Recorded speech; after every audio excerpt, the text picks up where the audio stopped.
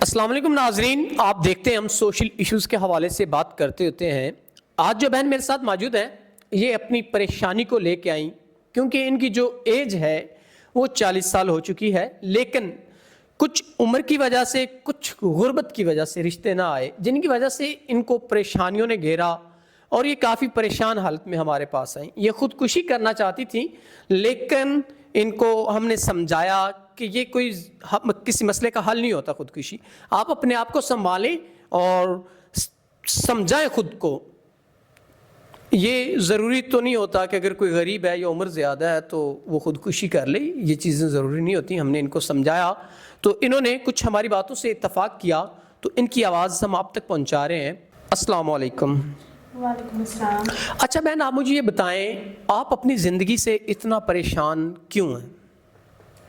سر، میری زندگی میں بہت سارے مسئلے مسائل ہیں، لیکن میری زندگی کا سب سے بڑا مسئلہ یہ ہے کہ میری عمر اتنی زیادہ ہو گئی ہے، لیکن ہے نا میرا مطلب کہ رشتے آنا بند ہو گئے ہیں، اور کچھ اب تو میری عمر بھی زیادہ ہو گئی ہے، کچھ مطلب کہ لوگوں کی ڈیمانڈز ہوتی ہیں جہیز وغیرہ کی، تو ہے نا شاید ہم غریب تھے، اسی وجہ سے مطلب کہ اتنا جہیز وغیرہ نہیں دے سکتے تھے، تو جس کی وجہ سے آج تک مطلب کہ ہے نا میری شادی نہیں ہوئی۔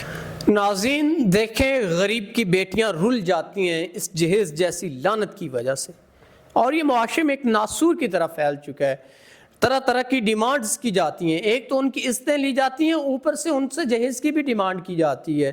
ایسے کم ظرف لوگوں کے لیے میں بہت گھٹیا الفاظ استعمال کرنا نہیں چاہتا، لیکن بہت سے ہیں۔ تو ہمیشہ آپ عزت کریں، ہماری بیٹیاں، ہماری قوم کی بیٹیاں، ہمیں عزت کرنی چاہیے۔ غریب امیر کی بیٹی تو بیٹی ہے نا۔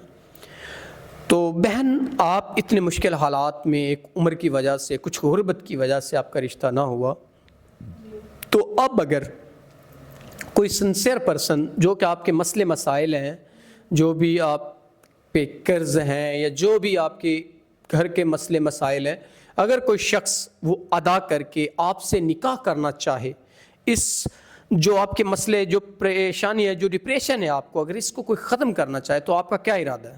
جی سر، میں چاہتی ہوں کہ کوئی ایسا سنسیئر پرسن ہو کہ جو مطلب کہ جس کو میری عمر سے کوئی مطلب کہ نہ ہو، لیکن مجھے بھی اس کی عمر سے کوئی تعلق نہیں ہوگا کہ اس کی عمر کتنی ہے، لیکن یہ کہ کوئی عزت کرنے والا ہو کہ جو میری عزت کرے۔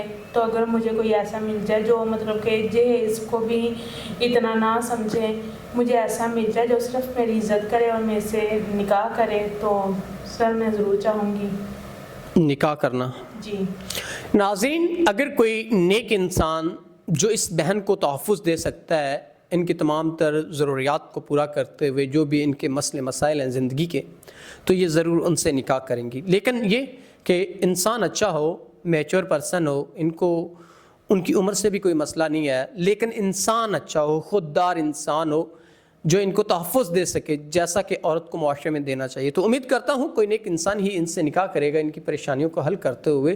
تو اسی کے ساتھ آپ اپنے میزبان نواب احمد کو دیں اجازت۔ خدا حافظ۔